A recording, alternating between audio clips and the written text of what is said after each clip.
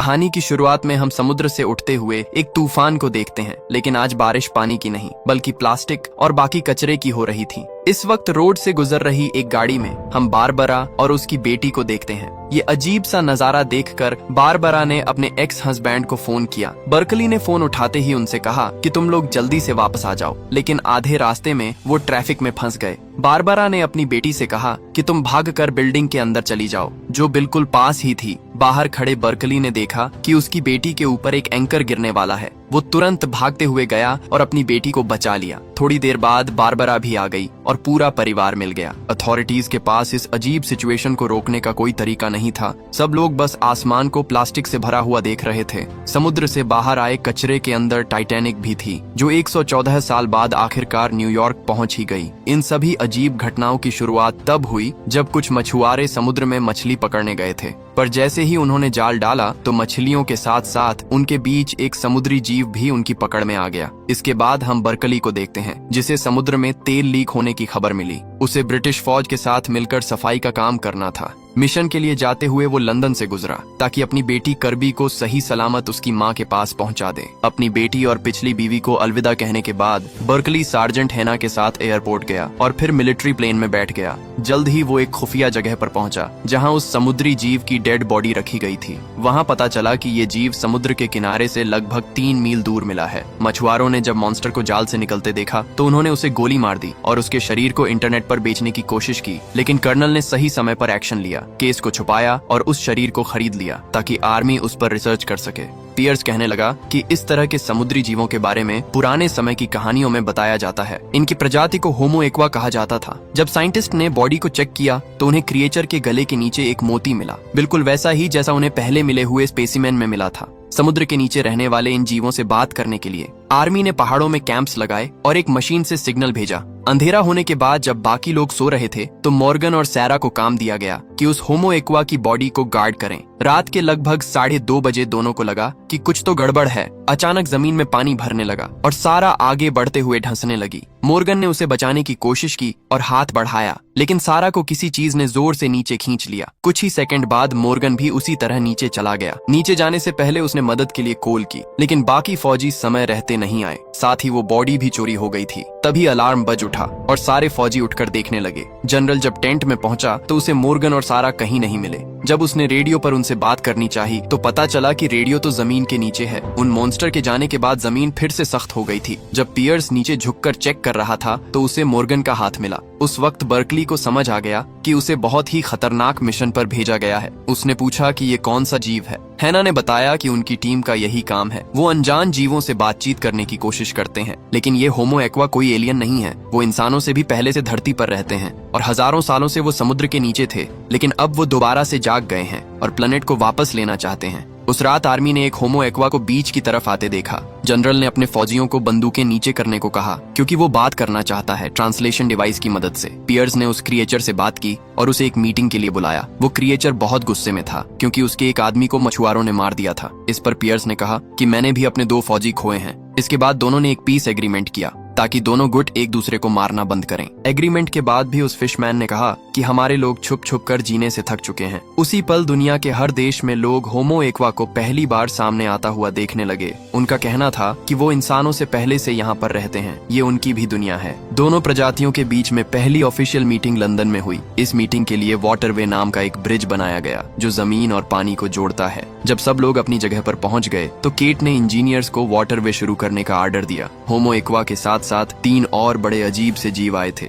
एक बड़ी सी मछली, एक जलपरी और एक इंसान जैसी दिखने वाली औरत। थोड़े ही समय में सोल्ट ने इंसानों की भाषा सीख ली और एम्बेसडर की बात को समझने लगी। मीटिंग की शुरुआत में सोल्ट ने बताया कि वो खुद क्यों आई है। कुछ समय पहले उसके बच्चे पैदा होने वाले थे, लेकिन इंसानों के जहाज से गिरे तेल ने उस जगह को जहरीला कर दिया। मीटिंग को शांत रखने के लिए जोनेथन ने कहा कि हम अपनी गलती सुधारना चाहते हैं, लेकिन सोल्ट ने उसे इग्नोर कर दिया। उसने कहा कि वो सिर्फ बर्कली से बात करेगी क्योंकि वही एक ऐसा इंसान था जिसने मरे हुए होमो एक्वा के लिए इज्जत दिखाई। ये जानने के लिए कि होमो एक्वा बर्कली को अपना एम्बेसडर क्यों चाहते हैं, केट ने उससे पूछताछ की और उसकी जिंदगी के हर एक किस्से को खंगाला। जोनाथन को दोनों प्रजातियों के बीच का एम्बेसडर बनाने की कोशिश नाकाम हो गई क्योंकि सोल्ट को सिर्फ बर्कली से बात करनी थी। इसीलिए उनकी यूनिट की प्रेसिडेंट ने बर्कली से कहा कि मैं तुम्हें इस मौके के लिए तैयार करूंगी। होटल पहुंचकर जहां बर्कली कुछ दिन रुकने वाला था, उसने देखा कि वहां बहुत कड़ी सिक्योरिटी है। उसके कमरे में उसकी बेटी और पिछली बीवी पहले से थे। बारबरा को जब पता चला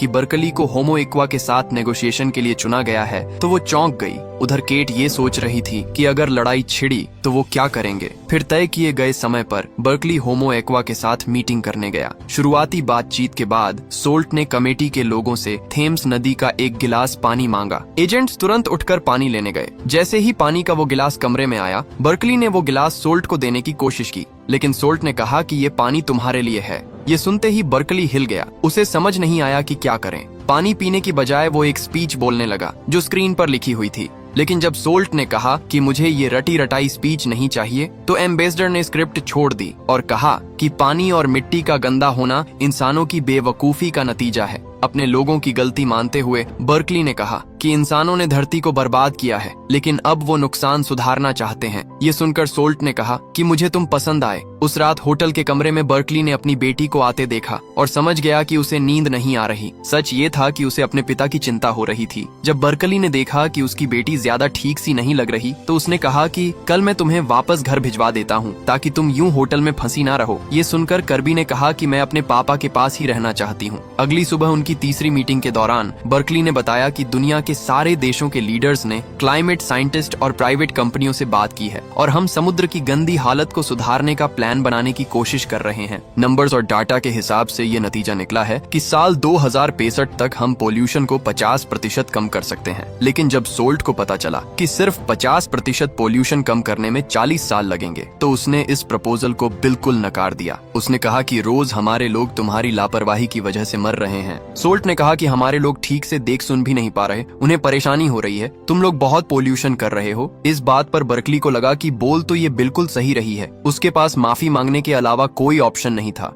फिर उसने कहा कि अगर हम दोनों प्रजातियां मिलकर इस मिशन में काम करें तो हो सकता है जल्दी हो जाए। इस पर सोल्ट ने कहा कि अगर हम मदद करने लगे तो बहुत जल्दी हो जाएगा। अचानक एक तूफान शुरू हुआ और एक ही समय पर कई सारे देशों ने समुद्र में बदलाव देखा। उस दिन जितना भी कचरा इंसानों ने समुद्र में फेंका था वो वापस जमीन पर आ गया। प्लास्टिक और बहुत सारा गंदा सामान आसमान से गिरने लगा और अब कहानी वहीं पहुंच गई जहां से शुरुआत हुई थी। दुनिया भर के देशों का इतना नुकसान होने के बाद भी बर्कली ने समुद्र के लोगों के साथ बातचीत जारी रखी, क्योंकि इंसान जानते थे कि वो ऐसी लड़ाई तो नहीं जीत सकते। अच्छी बात ये थी कि सोल्ट अभी भी बात करने के लिए तैयार थी, लेकिन उसने कहा कि मुझे शांति तभी मिलेगी जब इंसान 3 शर्तें मानेंगे। पहली शर्त, समुद्र में किसी भी तरह का कोई पोल्यूशन नहीं आना चाहिए और अपने जहाज चलाना बंद करो। दूसरी शर्त ये थी कि जमीन और समुद्र के बीच में सीधे बॉर्डर बनाए जाएं ताकि इंसान समुद्र के अंदर ना जाएं, क्योंकि इंसान जमीन पर रहने के लिए बने हैं। उन्हें ना ही समुद्र और ना ही उसके पास के आसमान में जाना चाहिए। ये सुनते ही कमेटी के मेंबर्स भड़क गए, क्योंकि इससे सभी कॉन्टिनेंट्स पर रहने वाले लोग एक दूसरे से कट जाएंगे। जब सोल्ट ने देखा कि कमरे में इंसान ज्यादा गुस्सा हो रहे हैं, तो उसने अपनी आवाज बदली और एक आदमी का रूप ले लिया ताकि उन्हें कंट्रोल कर सके। जैसे ही लोग शांत हुए और अपनी सीट पर वापस गए, सोल्ट अपने असली रूप में वापस आ गई। फिर वो तीसरी शर्त बताने लगी जो इंसान और समुद्री लोगों के बीच में शांति के लिए जरूरी है। इसके लिए उसने समुद्र के कुछ कोऑर्डिनेट्स दिए और कहा कि अगली मीटिंग वहां पर होगी। इसमें सिर्फ दूर समुद्र तक जाना ही नहीं है, बल्कि बर्कली को 5 मील नीचे डव करना पड़ेगा ताकि वो होमो एक्वा से उनके घर में मिल सके। अब अगली चुनौती ये थी कि इतनी गहराई तक जाना भी बहुत मुश्किल है, क्योंकि 5 मील नीचे पानी का प्रेशर बहुत ज्यादा होता है। आज तक ऐसी कोई सबमरीन बनी ही नहीं है जो 5 मील नीचे तक डाइव कर सके। खैर, जनरल पियर्स और उसकी टीम के साथ बर्कली वेसल में चढ़ा। उनके हैच को बोल्ट से पूरी तरह बंद कर दिया गया। लॉन्च के बाद सबमरीन को मीटिंग पॉइंट तक पहुंचने में लगभग 2.5 घंटे लगे। सफर के दौरान 6 पैसेंजर्स आपस में बात करने लगे कि अगर वो जिंदा बच गए तो घर जाकर क्या करेंगे। जब बर्कली ने देखा कि टैड नाम का एक आदमी बहुत ज्यादा डर रहा है, तो उसने उसे शांत करने की कोशिश की। अपने साथियों को हौसला देते हुए बर्कली ने खुद को भी जैसे तैसे समझाया। कुछ ही मिनट बाद उनकी सबमरीन रुक गई। पियर्स ने अपनी टीम से बात करने की कोशिश की ताकि बता सके कि हम नीचे तक पहुंच गए हैं, लेकिन कोई रिस्पांस नहीं आया। थोड़ी देर बाद टीम को लगा कि ये सबमरीन बहुत ज्यादा तेज मूव कर रही है,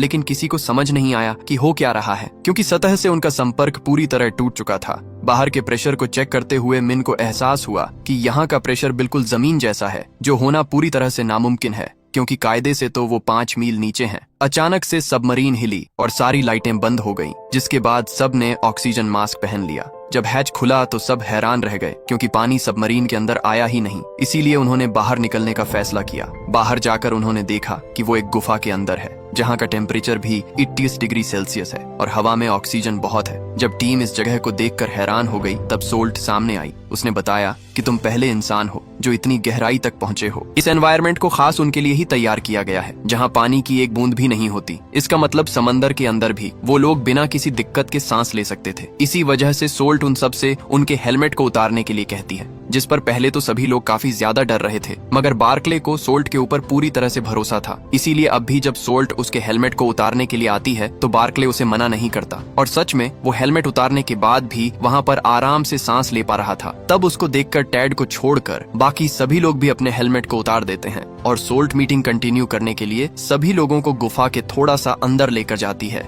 वहाँ पर समंदर में रहने वाली काफी सारी मछलियाँ इंसानों को देखने के लिए आई थी, जो देखकर बर्कली और उसके साथी काफी ज्यादा हैरान होते हैं। और तभी उन्हें गुफा में काफी सारे होमो एक्वा भी दिखाई देते हैं, जो कि बस उन लोगों की मीटिंग को सुनने के लिए दुनिया भर के अलग अलग कोने से आए थे। अब वैसे सोल्ट उन लोगों को वहाँ पर लेकर नहीं रुकी थी, वो अभी भी उन लोगों को धीरे धीरे उनके पीछे आने के लिए कहती रहती है। जिस दौरान ही आगे बढ़ते हुए अचानक से बर्कली को एहसास होता है कि उसके पीछे से उसके बाकी सारे साथी गायब हो चुके हैं। तभी सोल्ट बर्कली को बहुत ही ध्यान से देखने लग जाती है, जिस दौरान बर्कली की फट के 4 से 64 हो गई थी। खैर वही केट अभी बर्कली और बाकी के 5 लोगों के गायब होने के कारण अपने घर में काफी ज्यादा परेशान थी। जिस दौरान अचानक से उसका बॉयफ्रेंड क्रिस्टोफर पीछे से नोटिस करता है कि कोई खिड़की के बाहर से स्नाइपर की मदद से केट के ऊपर निशाना लगाकर उसे शूट करने वाला है। इसीलिए अभी गोली चलते ही क्रिस्टोफर जैसे तैसे केट को धक्का देकर बचा लेता है, मगर इस दौरान वो गोली क्रिस्टोफर के लग जाने से क्रिस्टोफर की मौत हो जाती है। अभी भी वो स्नाइपर लगातार केट को मारने की कोशिश करे जा रहा था। इसीलिए केट जैसे तैसे खुद को संभाल कर अपने एजेंट को कॉल करके उन्हें वहाँ पर बुलाती है, जो तुरंत ही वहाँ पर आकर जैसे तैसे केट को बचा लेते हैं और थोड़ी ही देर में उस स्नाइपर को भी शूट करके खत्म कर देते हैं। अब वैसे वो स्नाइपर एक रशियन स्नाइपर था, जिसके मर जाने की वजह से केट काफी ज्यादा गुस्से में थी, क्योंकि अब उसे ये बात पता नहीं चलेगी कि उसे मारने की कोशिश करी किसने थी। इधर अभी पानी के अंदर मौजूद उस गुफा के अंदर सोल्ट बर्कली को बताती है कि उसके साथी पूरी तरह से सेफ हैं और उसे टेंशन लेने की कोई भी जरूरत नहीं है। इतना बोलकर वो बर्कली के थोड़ा सा पास आकर उसे टच करती है, क्योंकि जब से उसने बार्कली को देखा था तब से वो बर्कली को पसंद करने लग गई थी और वो उसे एक ना एक बार टच करना चाहती थी। इस बात को सुनकर बर्कली को भी काफी ज्यादा अच्छा लगता है, क्योंकि वो खुद भी उसको पसंद करने लग गया था, इसीलिए वो भी उसको टच करता है। तभी वहाँ पर बर्कली के बाकी सारे साथी भी पहुँच जाते हैं और बार्कली को अपने इस कार्यक्रम को बीच में ही रोककर अपने असली काम यानी कि मीटिंग पर फोकस करना पड़ता है। अब मीटिंग के बीच में ही ट्रेड अचानक से अपने उस ग्लोब को निकालकर सीधा सोल्ट को देता है, जिसे देखने के बाद तो सोल्ट के पैरों तले जमीन खिसक जाती है, क्योंकि वो ग्लोब असल में कोई लकड़ी का टुकड़ा नहीं बल्कि एक बम था, जिसके फटने से अगले ही पल गुफा के अंदर समुंदर का पानी भरना शुरू हो जाता है। इससे सोल्ट के काफी सारे साथी मारे जाते हैं, लेकिन सोल्ट के मन में तो अभी बस बर्कली को बचाने की इच्छा थी। इसीलिए वो जल्दी से अपनी ताकत की मदद से एक बुलबुला बनाती है और बार्कली को अपनी सांसों की बदबू सुंघाते हुए ऑक्सीजन देना शुरू कर देती है। इससे बार्कली तो जैसे तैसे सोल्ट के साथ ऊपर आके बच गया था, मगर नीचे मौजूद बार्कली के बाकी सारे साथी मारे जा चुके थे। आगे जब समंदर के नीचे हुए इस धमाके के बारे में केट को पता चलता है तो वो भी बार्कली और बाकी सबकी मौत की वजह से बहुत ज्यादा दुखी होती है, जिसके थोड़ी ही देर बाद धमाके की ये खबर न्यूज में भी दिखाई जाने लग जाती है। इस खबर को देखकर कर्बी और बारबरा तो पूरी तरह से टूट गए थे और अब उन्हें बार्कली की बहुत ज्यादा याद आ रही थी। इसी बीच सोल्ट की एक वीडियो भी इंटरनेट पर बहुत ज्यादा वायरल होती है, जिसमें सोल्ट कह रही थी कि वो धमाका हमने ही करा है ताकि हम बार्कली समेत उसके साथियों को मारकर अपने बच्चों की मौत का बदला ले सकें। हालांकि वैसे तो ये वीडियो पूरी तरह से एआई जनरेटेड था, मगर उस धमाके के बाद से सभी लोग उस फेक वीडियो पर भी भरोसा करके होमो एक्वा को इंसानों का दुश्मन समझना शुरू कर देते हैं और पूरे इंटरनेट पर होमो एक्वा के खिलाफ में जमकर हेट फैलाते हैं। और सरकार ने दोनों स्पीशीज के बीच में नफरत बढ़ाने के लिए ये किया। तेज रफ्तार से सतह की तरफ तैरते हुए सोल्ट ने देखा कि बर्कली को बचाने के लिए हेलीकॉप्टर भेजा गया है। जैसे ही बर्कली जमीन पर पहुंचा, उसने बताया कि ब्लास्ट का रीजन डेड था। केट ने बर्कली की बात मानी, लेकिन कहा कि उसे सोल्ट से पूछताछ करनी पड़ेगी। फिलहाल के लिए सोल्ट को गिरफ्त में ले लिया गया। अब केट जल्दी से ये पता लगाने में लग गई कि किसने उस आदमी को पैसे दिए थे। उस आदमी को स्टेज 4 कैंसर था और वो इस मिशन को पूरा करने के लिए कुछ भी कर सकता था। सोल्ट की तेज समझ की वजह से उसकी प्रजाति पर इल्जाम नहीं लगा, लेकिन अब उसे एक स्टील के डब्बे में बंद कर दिया गया। ये जानकर कि उसकी दोस्त को लैब में बंद करके उसके ऊपर एक्सपेरिमेंट किए जाएंगे तो बर्कली ने एक्शन लिया। ट्रक की चाबी लेकर उसने गाड़ी रिवर्स की और डब्बे को नदी में गिरा दिया। जैसे ही सोल्ट आजाद हुई, बर्कली खुद भी पानी में कूद गया और सोल्ट ने उसे बचाया। उस रात होमो एक्वा ने इंपीरियल हाउस में एक नई मीटिंग बुलाई। इस बार सोल्ट की जगह टाइड नाम का एक सी मैन आया। वो कहने लगा कि इंसान इतने पागल कैसे हो गए कि उन्होंने धमाके में अपने ही लोग मरवा दिए। केट ने जब उससे माफी मांगी तो टाइड ने कहा कि सोल्ट कहाँ पर है। वो कहने लगा कि हमारे लिए वो एक गद्दार है। अपने लोगों की बजाय उसने एक इंसान को बचाया। जब उसे पता चला कि सोल्ट बर्कली की मदद से भाग चुकी है और अब तक गायब है, तो टाइड ने ऑर्डर दिया कि उसे ढूंढकर वापस लाओ। अगर ऐसा नहीं हुआ तो असली लड़ाई अब शुरू होगी। जब पूरा शहर उन्हें ढूंढ रहा था, तब सोल्ट और बर्कली एक गुमनाम वेयर हाउस में छुपे हुए थे। सोल्ट अपनी आजादी की खुशी मना रही थी। बर्कली से बात करते हुए उसने पूछा कि तुमने अपनी जान रिस्क में क्यों डाली। तभी अचानक दोनों ने एक दूसरे को चूम लिया। सच ये था कि वो एक दूसरे से प्यार करने लगे थे, लेकिन अभी भी बर्कली को सोल्ट की चिंता हो रही थी। उसने कहा कि तुम्हें वापस समुद्र में चले जाना चाहिए, लेकिन सोल्ट जानती थी कि अगर वो गई तो उसकी ही प्रजाति के लोग उसे गद्दार कहकर मार देंगे। ये सब सुनने के बाद बर्कली इस नतीजे पर आया कि उन्हें शहर छोड़ना होगा। उसने अपनी पार्टनर की मदद ली और एक जवान लड़के का मोबाइल फोन चुरा लिया ताकि वो बारबरा यानी अपनी एक्स वाइफ से बात कर सके, क्योंकि अब शायद वही है जो उनकी मदद कर सकती है। लेकिन बर्कली की मदद करने की बजाय बारबरा ने कोल को गवर्नमेंट एजेंट्स के साथ शेयर कर दिया और उन दोनों को मिलने के लिए एक जगह पर बुलाया ताकि बर्कली को पकड़ा जा सके। जब बर्कली ने देखा कि बारबरा गाड़ी पैक कर रही है, तो वो सोल्ट के साथ ब्रिज की तरफ भागा और वहाँ पर दोनों को घेर लिया गया। उसी वक्त केट की टीम के एक आदमी ने बताया कि वो वीडियो नकली है जिसमें सोल्ट ने इंसानों के खिलाफ लड़ाई छेड़ी थी। ये सुनते ही केट ने अपने फौजियों को पीछे हटने का आर्डर दिया, लेकिन जनरल गन्सबर्ग जिद करने लगा कि उस औरत को रोको। जैसे ही केट को समझ आया कि जनरल जरूरत पड़ने पर सोल्ट को मार भी सकता है, तो उसने अपनी टीम को आर्डर दिया कि जल्दी से अपना टारगेट बदलो और ब्रिटिश फौजियों पर बंदूक तान दो। जब दोनों फौज आपस में भिड़ने वाली थी, तभी अचानक से सोल्ट ने बहुत तेज चीख मारी और फिर नदी में कूद गई। उस रात होमो एक्वा एक ऐसी आवाज निकालने लगी जो समुद्र के पास वाले शहरों के सारे कुत्तों को बीच तक ले आई, और फिर उन्होंने फिशिंग नेट्स का इस्तेमाल करके उन्हें पकड़ लिया। अगले दिन जब जानवरों के बारे में पूछा गया तो डाइड ने कहा कि उनको तो हम खा गए, बिल्कुल वैसे ही जैसे इंसान समुद्र की मछलियों को खाते हैं। सैटेलाइट इमेजेस देखने के बाद साइंटिस्टों को पता चला कि होमो एक्वा असल में ग्लेशियर्स को पिघला रहे हैं। अगर कुछ बदला नहीं तो अंटार्कटिका हर साल 300 बिलियन टन बर्फ खो देगा। अगर ऐसा हुआ तो कुछ ही समय में समुद्र का लेवल 1600 फीट बढ़ जाएगा और लगभग सभी इंसान डूब जाएंगे। अब जनेथन टाइड से बात करके इंसानियत को बचाने के रास्ते के बारे में बातचीत करने लगा। इस पर फिशरमैन ने कहा कि इंसानों के पास सिर्फ 5 साल हैं प्लेनेट को पूरी तरह ठीक करने के लिए। अगर इतने समय में नुकसान ठीक नहीं हुआ तो पूरी इंसानी प्रजाति को खत्म कर दिया जाएगा। तुम लोग मतलब इस प्लेनेट पर जीने के लायक ही नहीं हो। उधर अथॉरिटीज ये फैसला कर रही थी कि बर्कली का क्या किया जाए और उसे एक होटल रूम के अंदर निगरानी में रखा गया। एक दिन अचानक से खाना खाने के बाद बर्कली बेहोश हो गया और उसके रूम में साइंटिस्ट घुस गए। जब वो सो रहा था, उन लोगों ने उसके शरीर में इंजेक्शन दिया और उसके फिंगरप्रिंट ले लिए ताकि बाद में उसे गलत इल्जाम के तहत फंसाया जा सके। साइंटिस्टों के जाते ही बर्कली होश में आया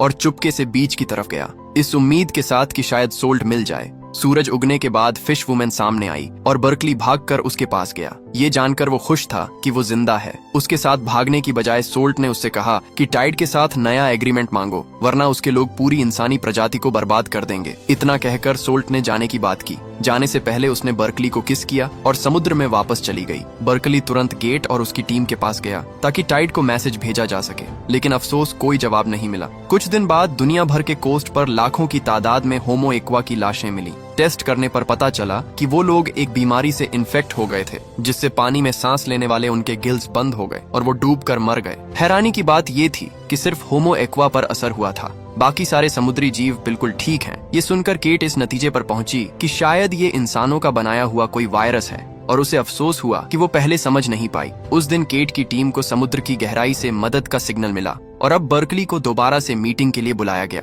जैसे ही उसे पता चला कि उससे बातचीत करने के लिए सोल्ट आ रही है, तो वो खुशी के मारे रो पड़ा और बड़ी मुश्किल से खुद को रोक पाया। उसे गले लगाने से लड़ाई के खत्म होने की अनाउंसमेंट की गई। सोल्ट ने बताया कि हमारी सिर्फ 10% पॉपुलेशन बची है। उसने कहा कि जिन भी लोगों ने ये कायरता भरा हमला किया है उन्हें पानी खुद सजा देगा। दोनों स्पीशीज के बीच में दोबारा रिश्ते बनाने के लिए केट ने अपना दिमाग लगाया और एक खास जगह को चुना। उसने उन्हें बताया कि आप सब यहाँ पर रह सकते हैं। यहाँ पर दुनिया का सबसे गहरा समुद्र है। ना तो वहाँ पर इंसानों की फैलाई हुई गंदगी है और ना ही कोई और चीज। जाने से पहले सोल्ट ने अपने दोस्त का दुख भरा अंत दिखाया। उसने बताया कि हमारे लोग लड़ाई इसलिए खत्म कर रहे हैं क्योंकि जो अब बचे हैं वो इंसानों की बुराई से बहुत डर चुके हैं। हम इंसानों का मुकाबला नहीं कर सकते क्योंकि इंसानों की तरह चालाकी करना हमारी फितरत में नहीं है। फिर होमो एक्वा के जाते ही ग्रेट होल के ग्लास पैनल जो पानी को बाहर रखते हैं उनमें क्रैक्स आने शुरू हो गए। सब लोग घबराकर बाहर निकलने की कोशिश करने लगे। बर्कली शांत रहकर अपने अंत का इंतजार करता रहा, लेकिन हैना ने उसे बचा लिया। उस दिन केट को बर्कली के मेडिकल टेस्ट के रिजल्ट मिले और पता चला कि उसका डीएनए बदल चुका है। अब उसके जीन्स होमो एक्वा जैसे हो चुके हैं। ये जानकर केट ने फैसला किया कि उसे समुद्र ले जाया जाए ताकि वो सोल्ट को दोबारा मिल सके। सोल्ट को किस करने के बाद बर्कली के अचानक से गिल्स निकल आए जिससे वो पानी के अंदर भी सांस ले सकता था। अब उसके पास अपनी किस्मत चुनने का मौका है और उसने फैसला किया कि वो सोल्ट के साथ समुद्र में ही रहेगा। और इसी सीन के साथ ये कहानी यहीं पर खत्म हो जाती है। दोस्तों, आपको वीडियो कैसी लगी? लाइक और कमेंट करके जरूर बताना। मिलते हैं अगली शानदार वीडियो में। तब तक के लिए सब्सक्राइब बटन दबा